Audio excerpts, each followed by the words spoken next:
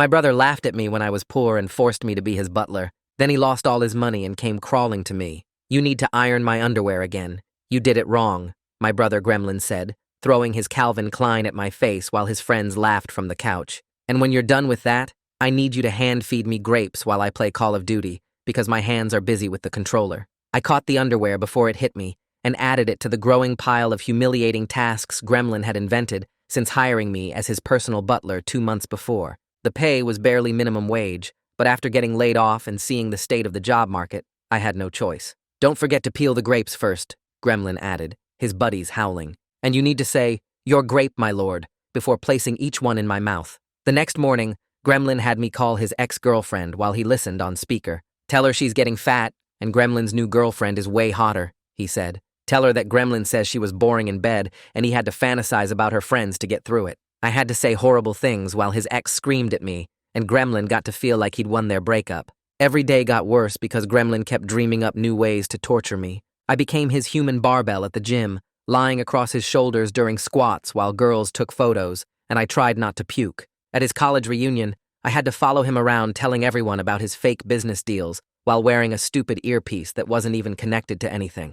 The really sick part was that Gremlin got all his money from our grandmother, who left me nothing because she thought Gremlin was going places. Now those places included making me warm his toilet seat every morning and using me as a footstool during his stupid podcast about how everyone else was lazy. He'd actually prop his feet on my back while recording himself talking about work ethic and grinding for success, and his listeners had no idea their guru was inherited money trash who'd never worked a day in his life. He made me go to restaurants before him to ask if they were fancy enough for the great Gremlin. He had me call every girl who'd ever dumped him to tell them they were ugly now.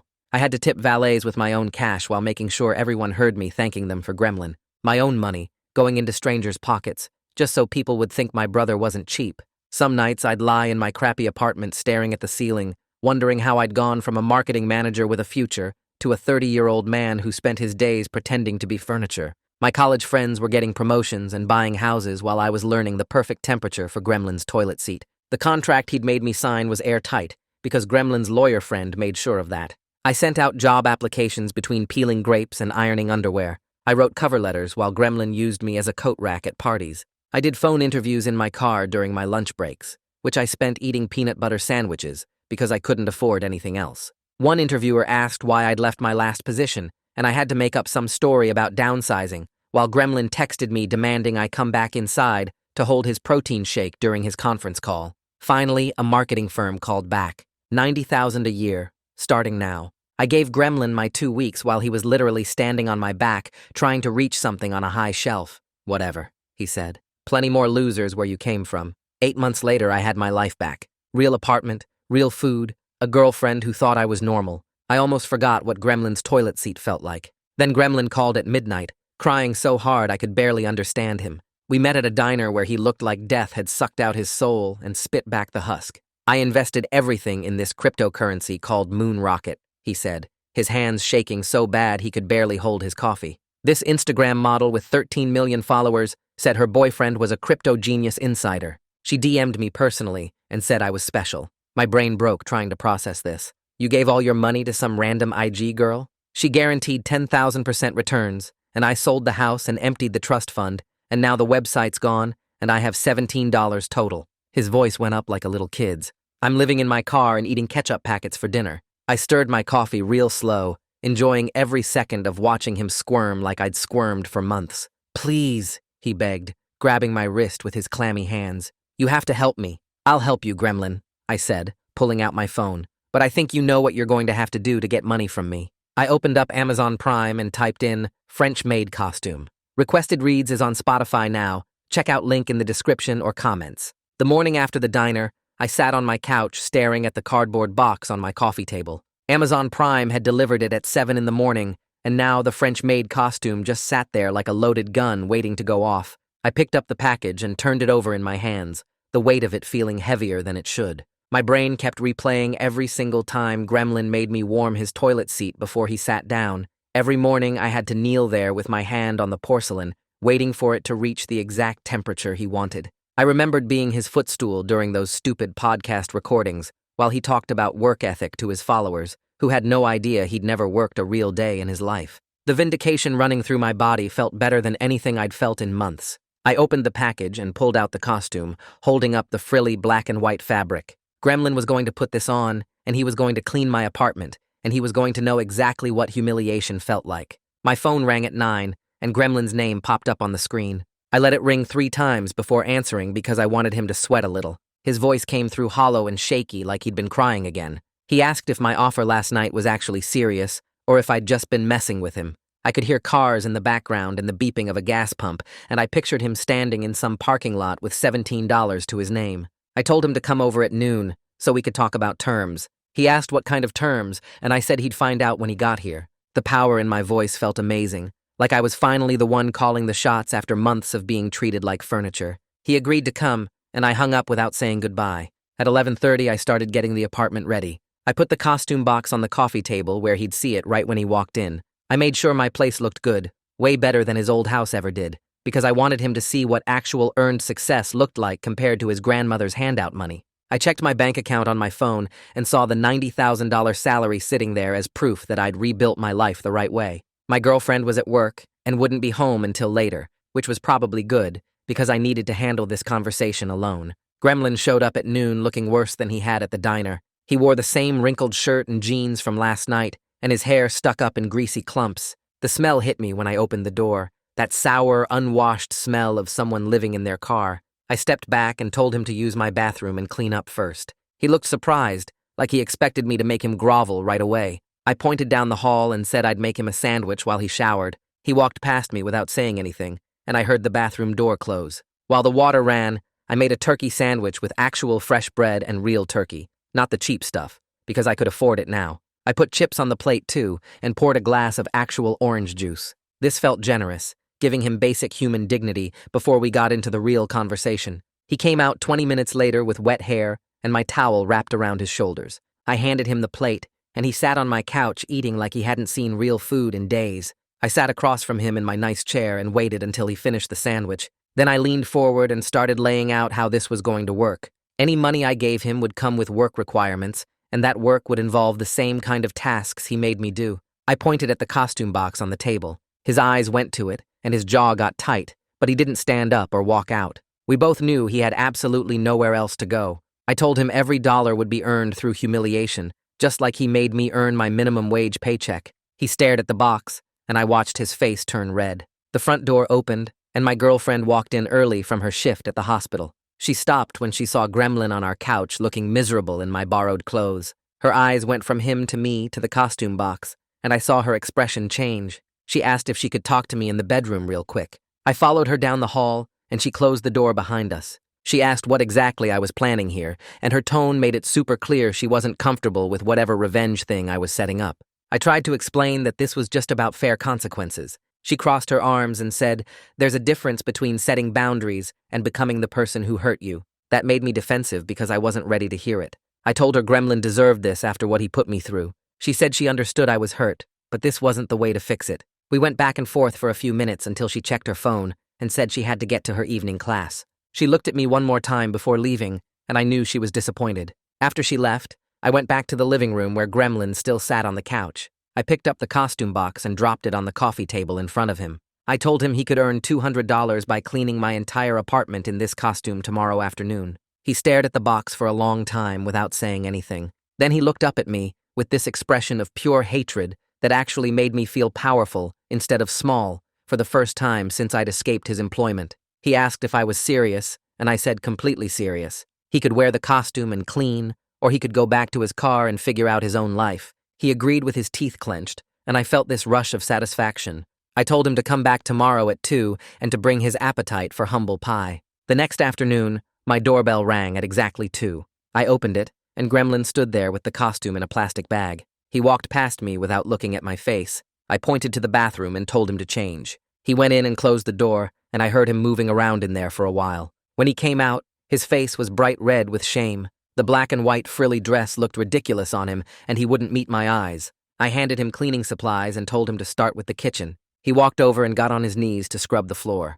I pulled out my phone and took a few pictures, just for my own satisfaction at first. Then I opened my close friend's story and posted one with the caption, "Karma is a maid," before I could think better of it. The rush of posting it felt incredible. While he scrubbed my kitchen floor, I walked over and stood above him. I told him I needed collateral for any money I might loan him, and I wanted his gaming PC. He stopped scrubbing and looked up at me. He said that was the only valuable thing he had left. I reminded him that I had to give up my dignity for 8 months, and a gaming PC was nothing compared to that. He argued that he needed it to make money streaming or selling it later. I said if he wanted any financial help from me, the PC was coming to my apartment today. He went back to scrubbing without answering, but I knew he'd agree because he had no other options. After he finished the kitchen, I made him do the bathroom and the living room. Every time I walked past him, I felt this surge of power. That evening after he left, I sat on my couch and went through all the photos on my phone. The images of him in that ridiculous costume scrubbing my floors made me feel vindicated in a way I hadn't felt in years. I opened the group chat with 3 friends who knew everything Gremlin had put me through.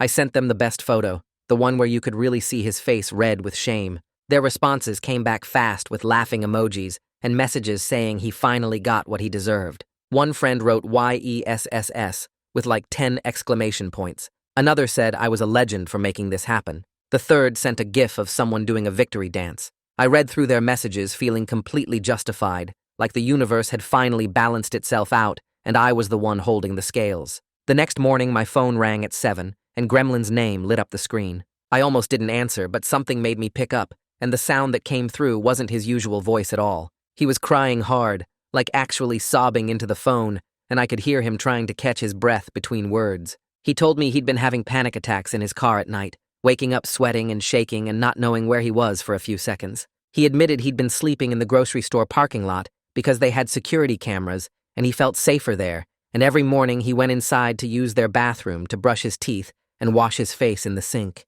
For just a second, I felt something that might have been pity, this weird pulling feeling in my chest, but I pushed it down hard and told him to come over so we could figure out an actual plan. He showed up 2 hours later looking even worse than before, and I pointed him to my laptop on the kitchen table. We spent the whole afternoon sitting there drafting an agreement, me typing while he stared at the screen with red eyes. The terms were simple. He had to do job applications every single day with proof, perform reasonable household tasks without the costume stuff, and I would give him small loans with clear repayment schedules tied to whatever future job he got. He nodded at everything and signed his name at the bottom when we finished, and I saved the document feeling like maybe this was how adults handled things, instead of whatever revenge game I'd been playing.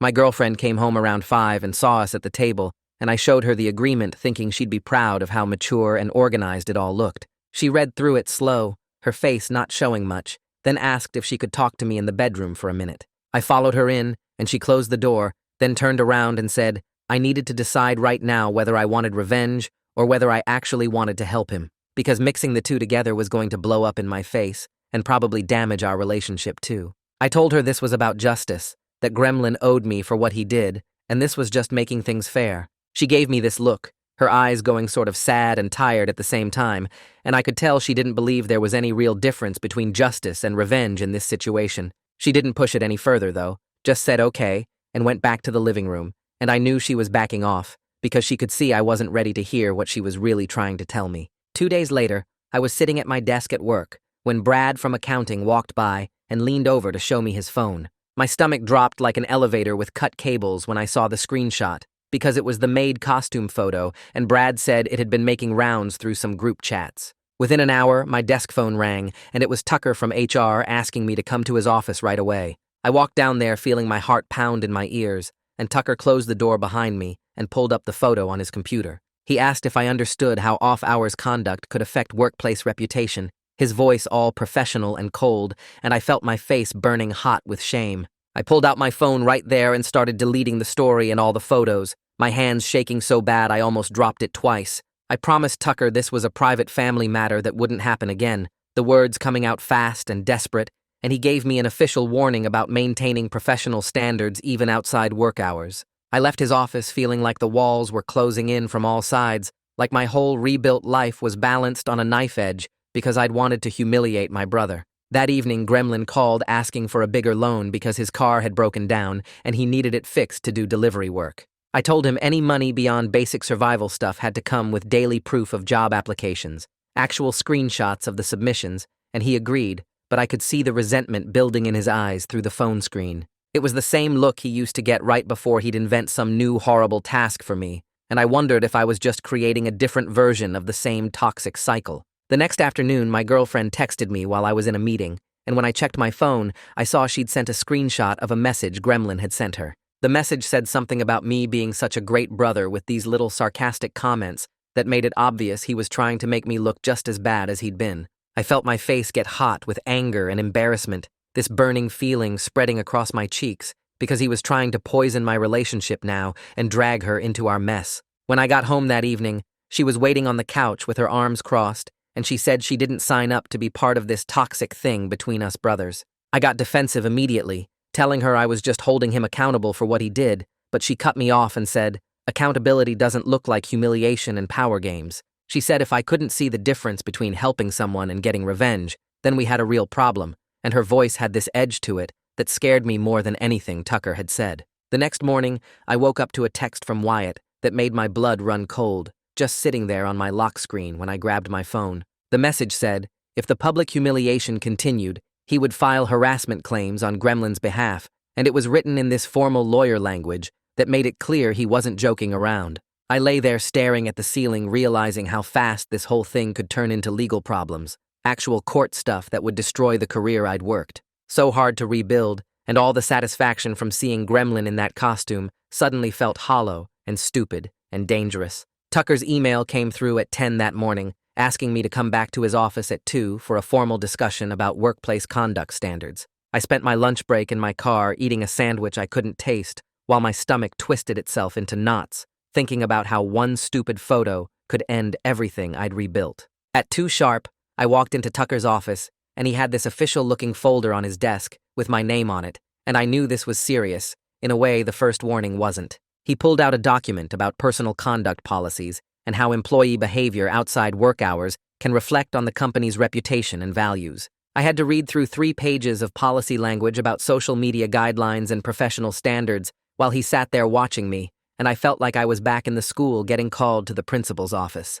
The worst part was signing the acknowledgement form that went into my permanent file, my hand shaking as I wrote my name, because I knew one more incident would mean immediate termination. Tucker walked me through the escalation process in this calm voice that somehow made it scarier, explaining how the next step would be suspension without pay, followed by termination if the behavior continued. I left his office feeling like my entire career was balanced on a knife edge, and all because I wanted to humiliate my brother the way he humiliated me. That evening, I sat at my kitchen table with my laptop open, researching loan agreements and harassment laws until my eyes burned from staring at the screen. The legal websites used all this language about emotional distress and hostile environments, and I kept seeing ways the costume thing could be twisted into something that would get me sued. I found case law about workplace retaliation and public humiliation claims and realized how easily Wyatt could build a harassment case if I kept pushing. The vindictive satisfaction from seeing Gremlin in that costume started mixing with genuine fear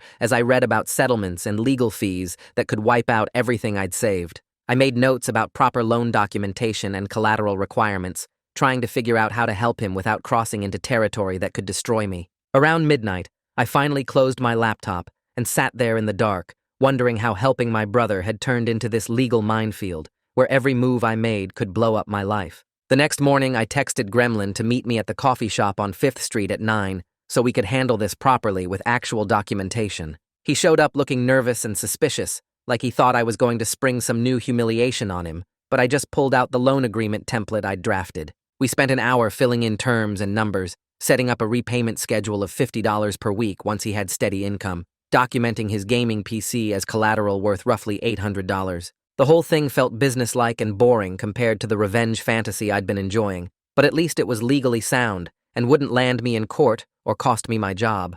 Gremlin read through every line twice before signing, and I could see him relaxing as he realized this was just money stuff, without any costume requirements or public shaming. We both signed, and I made copies on my phone, sending one to my email and one to his, creating a paper trail that would hold up if things went sideways later. After we finished the paperwork, I told him he could crash on my couch for a while if he followed some basic house rules. He had to submit proof of 5 job applications every day, do his own laundry and dishes, keep his stuff contained to the living room area, and absolutely no contact with my girlfriend beyond polite greetings when she came home. Gremlin agreed immediately because sleeping on a couch beat sleeping in his car, and I could see the relief wash over his face, even though he tried to hide it. We drove to the parking lot where he'd been staying and loaded his stuff into my car, just 2 garbage bags of clothes and some toiletries and his phone charger. Back at my apartment, I set him up with a pillow and blanket and showed him where everything was while feeling my space shrink around me. That first night, I lay in my bedroom hearing him move around in the living room and wondered how long I could handle having him here before the walls closed in completely. 2 weeks crawled by with Gremlin sending me screenshots of job applications every evening and doing basic chores without complaint. He got signed up with a delivery app and seemed genuinely excited about the income potential, talking about how he could make decent money if he worked the dinner rush every night. On his second day, he called me at work, and I stepped outside to take it, hearing traffic noise and panic in his voice. His car had broken down on some side street, and he was freaking out because without the car, he couldn't do deliveries, and without deliveries, he had no way to make money. I could hear the desperation mixed with humiliation as he asked if I could help, his voice going quiet and small, like it hurt him to even say the words. I told him to text me the location and the mechanic's estimate, and I'd figure something out. Then I stood outside my office building feeling the weight of being responsible for another adult who couldn't handle basic life problems. The mechanic said it would cost $350 to fix the alternator and get the car running again. I met Gremlin at the shop that evening and told him I'd cover it as an advance on the loan, but we needed to add stricter terms about repayment and interest. He accepted without arguing, because he needed the car to make any money at all, and we both knew he had no other options. While we waited for the repair, I drafted an addendum to our agreement on my phone, adding the $350 to his total debt and bumping the weekly payment to $75 once he had income. Gremlin signed it right there in the grimy waiting room, and I realized I was starting to feel less like I was getting revenge, and more like I was just managing a bad situation that would probably never really get resolved. 3 days later, I was eating breakfast before work when my phone buzzed with an email from Wyatt Gallegos, and my stomach dropped before I even opened it. The email had actual legal letterhead and formal language about harassment laws and public humiliation statutes. Wyatt laid out specific examples of how the costume photos could constitute emotional distress and reputational damage, citing actual case numbers and legal precedents that made it clear he'd done his research. He said any further public shaming or social media posts would result in formal legal action, including restraining orders and civil suits for damages. The email was professional and terrifying in how specific it was about the laws I'd been close to breaking, making it obvious that one more photo or post could result in actual court dates and legal fees I couldn't afford. I sat there staring at my phone, feeling my face get hot with fear, thinking about how my stupid revenge plan had put me one step away from being sued. I called Gremlin that afternoon and told him the costume stuff was completely done, no more public humiliation, everything from here on out stayed private and focused on getting him back on his feet. He sounded relieved and kind of surprised, like he'd expected me to push back harder or demand something in return. I explained that I was more afraid of losing my job than I was interested in revenge anymore, and he actually laughed this bitter laugh that said he understood exactly how that felt. We agreed to stick to the loan terms and house rules without any extra punishment games, keeping everything simple and legal so neither of us ended up in court. After I hung up, I felt this weird mix of relief and disappointment, like I'd wanted him to suffer more, but I was also exhausted from the constant tension of waiting for everything to explode. Instead of making him do humiliating tasks, I told him he needed to make private apology calls to 3 people he'd wronged during his power trip phase. Gremlin resisted at first, saying he didn't see the point of dredging up old stuff, but I explained that if he wanted to stay on my couch, he needed to clean up some of the damage he'd caused. He eventually agreed, and I sat there on the other end of my apartment while he called his ex-girlfriend to apologize for all the horrible things I'd been forced to say to her on his behalf. I could hear his voice going quiet and careful as he explained that he'd been a different person back then, and he was sorry for using me to hurt her. She asked questions, and he answered them, and for a few minutes it actually sounded like a real conversation between 2 people trying to be honest with each other. Then the call went completely sideways when she started asking what was happening with him now and why he was suddenly apologizing after months of silence.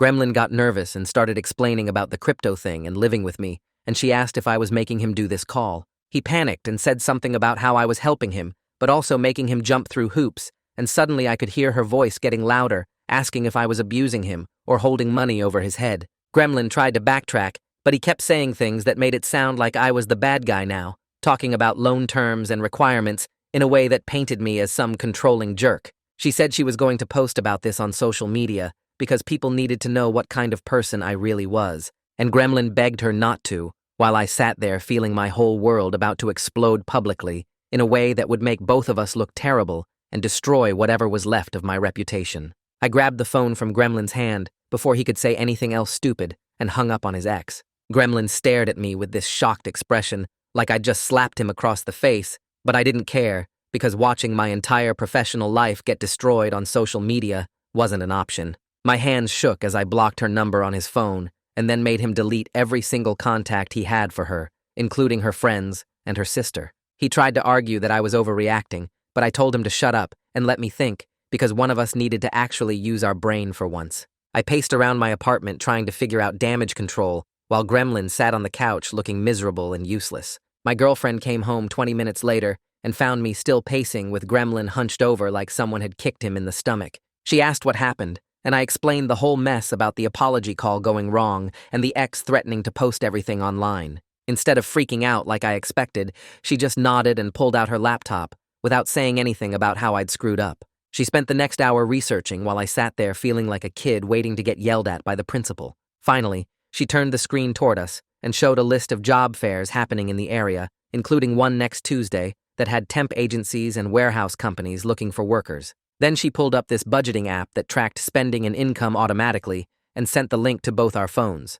She also found a list of low-cost therapy options, including some sliding scale places that charged based on what you could actually afford to pay. I felt myself getting defensive because it seemed like she was taking over the whole situation and making decisions without asking me first. But then I looked at what I'd been doing, which was making Gremlin apologize to people and playing power games, and I realized her approach was probably way healthier than anything I'd come up with. Gremlin actually perked up a little looking at the job fair information, even though he made this face like someone was forcing him to eat garbage. He agreed to go, but made sure we both knew he thought it was beneath him to stand in line with regular people looking for regular jobs. I told him beggars can't be choosers, and watched him flinch like I'd hit him with something heavy. The satisfaction felt good for about 2 seconds before the guilt kicked in, because I was still taking shots at him even when I was supposedly trying to help. My girlfriend gave me this look that said she noticed exactly what I'd just done, and I felt like a jerk for enjoying his pain even a little bit. Tuesday morning, we drove to the convention center where the job fair was happening,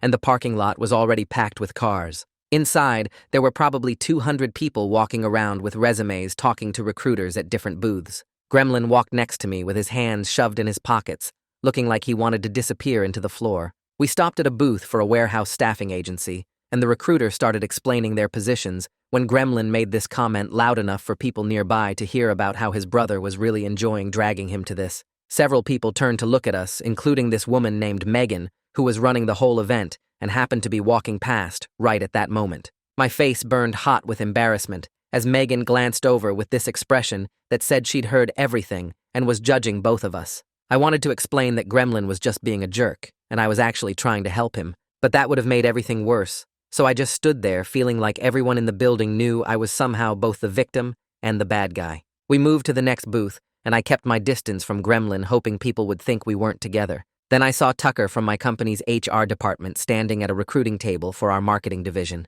My stomach dropped because Tucker was the last person I needed to see right now, given everything that had already happened with the warnings and the written documentation. He looked up and made direct eye contact with me, then glanced at Gremlin, who was standing there radiating resentment like a toxic cloud. Tucker didn't say anything, but he pulled out his phone and typed something, and I knew without a doubt this was going to come up in another HR conversation that I absolutely could not afford to have. We finished walking through the fair, and Gremlin picked up applications from 3 different temp agencies before we left. The whole drive home, I kept thinking about Tucker's face and that note he'd made on his phone, and wondering if I was about to lose my job over family drama. That evening, I sat Gremlin down at my kitchen table and pulled out our loan agreement on my laptop. I added a new section that said any bad comments about me in public or private would end all financial support immediately, with no second chances. Gremlin read through it, and I watched his jaw get tight and his shoulders tense up like he was holding back about 50 things he wanted to say.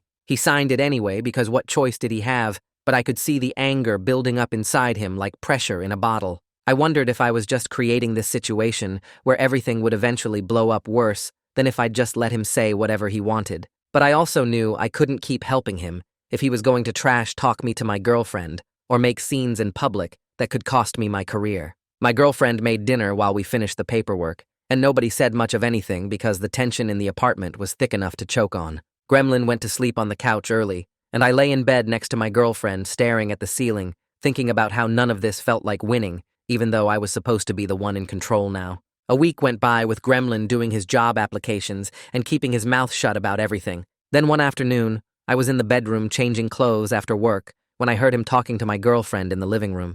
His voice had this sarcastic edge as he made some comment about my control issues and how I needed everything done exactly my way. I froze with my shirt halfway off and listened to him go on about how I was just as bad as he used to be, except I pretended it was for his own good. My girlfriend didn't respond, but I could picture her face and the awkward silence that was probably filling the room. I walked out into the living room and told Gremlin to pack his stuff right now and get out. He started to argue, but I cut him off and said he could spend the night in his car, thinking about whether he wanted to follow the rules or be homeless. My girlfriend looked shocked and started to say something, but I was too angry to listen to anyone. Gremlin grabbed his backpack and the garbage bag with his clothes and walked out without another word. I slammed the door behind him and stood there, breathing hard, trying to convince myself I'd done the right thing. My girlfriend asked if that was really necessary, and I told her the agreement was clear and he'd violated it, so this was on him, not me. She didn't argue, but she also didn't agree, and I could feel the space growing between us over how I was handling everything. An hour later, my phone started buzzing with texts from Gremlin. The first one just said sorry, and the second one begged me to let him come back inside. Then they kept coming one after another saying he'd messed up and he wouldn't do it again, and please give him another chance. I sat on my couch reading them and not responding while my girlfriend watched TV and pretended not to notice. 2 hours passed and the texts got more desperate, with Gremlin saying it was cold in his car and he was scared and he didn't know what else to do. 3 hours in, and I was sitting there trying to figure out if I was being firm about boundaries or just being mean because I could be. The line between appropriate consequences and cruelty felt impossible to find, and I kept going back and forth in my head about what the right move was. My girlfriend finally said I should at least respond, so he knew I wasn't ignoring him forever, and I realized she was probably right. I opened my phone and started typing, but I didn't want to just let him back in like nothing had happened, because then the clause meant nothing. I called him instead of texting and told him I had a different option to discuss. There was this place called a sober house about 15 minutes away that had shared rooms and a structured program for people trying to get their lives together. I'd looked it up during the 3 hours of silence, and the first month cost $800, which I could cover as part of the loan. It wasn't my couch, but it wasn't his car either, and it came with rules and check-ins from people who weren't emotionally involved in our mess. Gremlin asked if I was serious about making him live with strangers in some group home situation, and I told him those were his options right now. He could take the sober house, and I'd pay the first month while he got steady work, or he could figure everything out on his own starting tonight. The phone went quiet for a long time before he said he'd think about it and hung up. I felt this weird combination of relief that he wasn't on my couch anymore, and disappointment that I didn't get to watch him suffer more, mixed with total exhaustion from the constant fighting. The next morning, Wyatt called Gremlin while I was at work, and I only found out about it later when Gremlin texted me that his lawyer friend thought the sober house was a good idea. Wyatt had apparently told him that living with me was making everything worse for both of us, and some distance might actually help. Gremlin agreed to check out the place, and I drove him there that afternoon to meet with the house manager. The building was old but clean, with 6 bedrooms and a shared kitchen and living room. The manager explained their rules about curfews and house meetings and random drug tests, even though Gremlin wasn't using anything. Gremlin signed the intake paperwork and moved his stuff into a room with 2 beds and a dresser that he'd be sharing with some guy who worked night shifts. I paid the first month and left, feeling like I should be happy about the separation, but instead, I just felt tired and kind of empty. My girlfriend said I'd made the right call when I got home, and I wanted to believe her, but I couldn't shake the feeling that I'd just passed my problem off to someone else instead of actually solving anything. 2 days later, Gremlin called to tell me he'd gotten placed in a warehouse position through one of the temp agencies from the job fair. The supervisor's name was Jason, and the work involved loading trucks and moving inventory around for $8 an hour. It wasn't much money, but it was 40 hours a week, with the possibility of overtime and actual paychecks instead of just promises. Gremlin sounded tired but also kind of proud when he described getting the offer, and I realized this was probably the first real job he'd ever gotten on his own, without family connections or inheritance money smoothing the way. The work was physical and the pay was basic, but it came with structure and expectations and the chance to build something real instead of just living off what grandmother had left him. I told him that was good news, and meant it, even though part of me was still angry about everything that had happened. He started the following Monday, and I went back to focusing on my own job and my relationship, and trying to pretend the last few months hadn't completely wrecked my sense of who I was supposed to be. The next week, I called Gremlin and told him we needed to talk about how this arrangement was going to work long term. We met at a diner near the warehouse, and I laid out the new plan over coffee and fries that I paid for, because he was still broke. No more costume stuff. No more humiliating tasks designed to make him feel small. Just weekly check-ins where we'd go over his budget and make sure he was managing money responsibly. He stared at me across the table, looking confused and suspicious, like he was waiting for me to pull out some new, twisted requirement. I explained that the revenge stuff wasn't helping either of us, and we needed something that could actually last instead of just making each other miserable. He nodded slowly and asked what the catch was, and I told him there wasn't one, just weekly meetings and proof he was trying to get his life together. His shoulders relaxed a tiny bit, but his eyes still had that guarded look like he didn't quite believe this was real. 6 days into his warehouse job, I was sitting at my desk reviewing a marketing campaign when my phone buzzed with a message from an old college friend. The preview showed an image attachment, and when I opened it, my stomach dropped straight through the floor. The maid costume photo was back, forwarded through some group chat I wasn't part of with a caption about karma and rich kids getting what they deserve. My hands started shaking as I scrolled through the message thread and realized this thing was spreading way beyond the small circle I'd originally shared it with. Someone had screenshot it and sent it to their friends who sent it to their friends, and now it was loose in the world, completely out of my control. I immediately started damage control, sending messages to everyone I could think of asking them to delete it, but the replies came back, saying it was already in multiple group chats, and there was no way to stop it now. My heart was racing as I thought about Tucker seeing it again, or worse, someone higher up in the company getting forwarded this photo of me, publicly humiliating my brother. 2 hours later, my desk phone rang, and it was Tucker asking me to come to his office right away. I walked down the hall feeling like I was going to puke, knowing exactly what this was about before I even sat down. Tucker pulled out a printed copy of the photo that someone had sent to the general HR email and asked if I understood how serious this situation had become. He explained that the company had received multiple complaints about my conduct and that this was going in my permanent file as a written warning. One more incident related to this situation, and I was done, terminated, career over. I signed the warning document with shaking hands while Tucker talked about professional standards and personal conduct policies. Walking back to my desk, I felt like my entire life was balanced on the edge of a cliff because I couldn't let go of getting revenge on my brother. That night, I sat in my apartment staring at my phone and seriously thinking about just cutting Gremlin off completely. Let him figure out his own problems, let him sink or swim on his own, stop risking everything I'd built just to feel like I'd evened the score. My girlfriend came home from work and found me like that, staring at nothing, and when I told her what I was thinking, she said that actually sounded reasonable given the stress this was causing. But something in me resisted the idea of just abandoning him, even though part of me still wanted to watch him suffer. She sat down next to me and said I needed to make a choice about what kind of person I wanted to be, because right now I was stuck between helping and hurting, and it was destroying both of us. The next evening, she sat me down at the kitchen table with this serious look on her face that made my chest tight. She said she was giving me an ultimatum, and I needed to listen carefully because she meant every word. No more revenge games, no more power trips, just clear boundaries and actual help, or she was done with the relationship. I agreed immediately, without even thinking,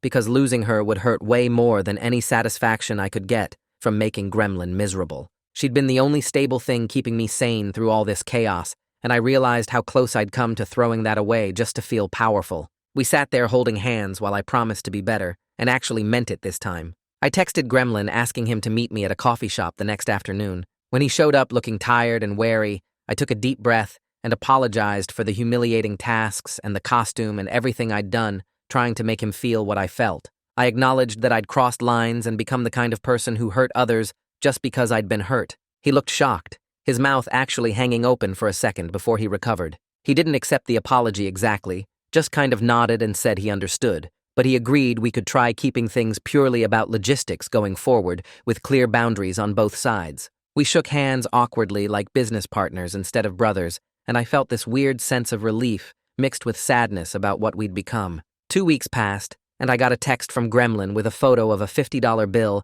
and a message saying this was his first loan repayment from his warehouse paycheck. It wasn't much money, but it represented something real, actual progress instead of just promises and threats. I deposited the cash and sent him a receipt, feeling this cautious hope that maybe we were actually moving towards something that could work long term. The cycle of humiliation was breaking and being replaced with something boring and functional, which felt like success, even though it wasn't satisfying the way revenge had been.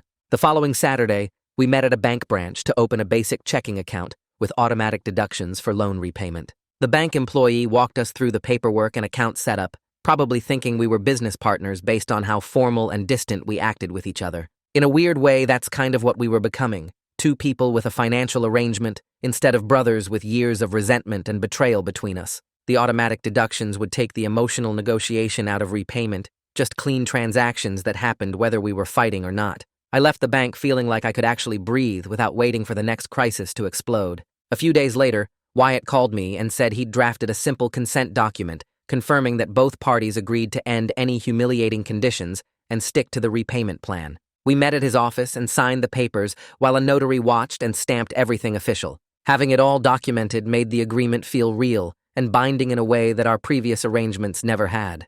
I kept my copy in a folder at home and felt this sense of relief that we'd finally put legal structure around something that had been purely emotional warfare. The document meant I could stop waiting for Gremlin to find some new way to manipulate the situation or for me to cross another line that would destroy my career. A month into the warehouse job, I was at work when my phone rang with a number I didn't recognize. The house manager from Gremlin's sober house was calling to tell me that Gremlin had missed a shift because he overslept and was now in danger of losing his room. The house had strict rules about maintaining employment, and if he couldn't keep his job, they'd have to give his spot to someone else on the waiting list. She asked if I'd be willing to cover another week's rent to give him time to sort things out with his supervisor. I stood there in the hallway outside my office trying to decide whether to bail him out again or let him face the natural consequences of his own screw-up. I stood there for maybe 30 seconds before I called the house manager back and told her I wasn't covering any more rent. She asked if I was sure, and I said yes. Gremlin needed to handle this himself, or the pattern would just keep repeating forever. Then I texted Gremlin that he was on his own for the housing situation and he needed to talk to his supervisor about making up the missed shift. His response came back immediately, with about 15 exclamation points and words I won't repeat, followed by 3 calls I didn't answer because I knew if I heard his voice, I might cave. My hands were shaking when I put my phone away and went back to my desk, trying to focus on the marketing report I was supposed to finish by end of day. 3 days went by without hearing anything, and I started wondering if I'd pushed too hard and he was back in his car eating ketchup packets. Then my phone buzzed with a text that just said he'd worked it out with Jason. I called him during my lunch break, and he sounded completely exhausted, his voice rough like he hadn't slept much. He told me Jason let him switch to overnight shifts for 2 weeks to make up the hours he'd missed, which meant working his regular day shifts plus overnights on top of that. I asked if he could handle that schedule, and he said he didn't have a choice, but there was something different in his tone. Not the usual resentment or manipulation, just this tired kind of pride that he'd actually solved a problem by himself instead of crying to me or throwing money at it or finding some angle to work. The following Monday, Tucker called me into his office, and I felt my stomach drop because I thought something new had surfaced. But he just opened a folder, showed me the written warning that would stay in my file, and said the matter was closed as long as nothing else came up. I thanked him probably 5 times and promised my personal life would never touch work again, feeling this huge wave of relief that I'd barely escaped something that could have destroyed everything I'd rebuilt. Walking back to my desk, I realized how close I'd come to throwing away my career just to get revenge on Gremlin, and how stupid that would have been considering where I was 8 months ago. That Friday, my girlfriend made pasta for dinner, and we ate at my actual table instead of on the couch like usual. She told me she was proud of how I'd handled the last few weeks, setting boundaries instead of playing power games. I could tell she was still watching me carefully, and I knew our relationship was basically on probation too, but something felt different between us. Less tense, more like we were actually on the same team, instead of her constantly having to talk me down from doing something destructive. We did the dishes together, and she stayed over, and it felt normal in a way it hadn't, since Gremlin showed up broke in that diner. About a week later, I was lying in bed scrolling through my phone around midnight when Gremlin called. I almost didn't answer, but something made me pick up, and we ended up talking for over an hour about stuff we'd never really discussed before. He brought up how grandmother always treated him like he was special and destined for greatness, while basically ignoring me, and how that messed both of us up in different ways. I told him it made me feel worthless, and him feel entitled, and he actually agreed instead of getting defensive. There was no big emotional moment or tears or anything like that, just 2 people finally acknowledging the facts of what happened and how it poisoned everything between us from the start. We didn't forgive each other or suddenly become close, but something shifted just from saying it all out loud. 2 weeks after that conversation, Gremlin sent me a photo of a receipt from a pawn shop. He'd sold his fancy designer watch and a few other luxury items he'd been holding on to, stuff that probably reminded him of when he had money and status. The total came to $1,800, and he'd put it all toward the loan, way more than his regular payments. I could tell from the way he texted about it that selling those things hurt him, that letting go of those symbols of who he used to be felt like giving up some part of his identity. But he was choosing to make real progress instead of protecting his ego, and that felt more significant than any of the revenge stuff I'd put him through. After that, we settled into this new routine where we'd have a budgeting call every Saturday morning. I'd pull up the spreadsheet I'd made, and we'd go through his income and expenses line by line, talking about where he could save money or what bills were coming up. It was boring and functional and kind of awkward, but that actually felt like success compared to all the toxic intensity of the previous months. No power games, no humiliation, no dramatic phone calls at midnight, just two people working through a financial arrangement like adults, instead of brothers with years of resentment between them. Some Saturdays we'd barely talk beyond the numbers, and that was fine. Around that same time, I noticed I was sleeping through the whole night again, instead of waking up at 3 a.m. wondering what crisis was going to explode next. At work, I could actually focus on my projects, instead of constantly checking my phone or worrying about what Gremlin might do that would end up in another HR meeting. My girlfriend mentioned one evening that I seemed lighter, less tense in my shoulders and face, and I realized she was right. Letting go of the revenge fantasy had lifted this weight I didn't even know I was still carrying around. The satisfaction of watching Gremlin struggle had felt good in the moment, but it was also exhausting, always waiting for the next chance to make him feel small. A few weeks later, my phone buzzed with a text from Gremlin while I was grabbing coffee before work. It was a photo of his latest pay stub showing his warehouse earnings, and next to it a picture of these scuffed budget sneakers he'd bought instead of the expensive designer ones he used to wear. The message just said, "Progress with no explanation or context needed." I could feel the fragile pride in that single word, like he was learning to value different things than he did before, not status or image or what people thought of him, but actual accomplishment from his own effort. I texted back a thumbs up and kept walking to my office, and it felt good in a completely different way than the revenge had felt. A few weeks later, I was walking home from the gym and passed by this laundromat on 5th Street. I caught my reflection in the big front window, and for just a split second, I remembered being Gremlin's footstool while he recorded his stupid podcast about work ethic, his feet pressing into my back while he talked about grinding and success. But instead of that hot rage that used to come flooding back with memories like that, I just felt tired and ready to move on. We were both in better places now, even if we'd never be close, even if there was too much damage to ever have a real brother relationship. I kept walking toward my apartment where my girlfriend was making dinner, and the quiet satisfaction of my rebuilt life felt more valuable than any revenge ever could. The smell of her cooking hit me when I opened the door, and I realized I'd rather have this boring, normal evening than all the vindictive satisfaction in the world. Well, turns out revenge is like microwaving fish. Satisfying for a second, stinks up your whole life later. Subscribe if you enjoy watching people learn that the hard way.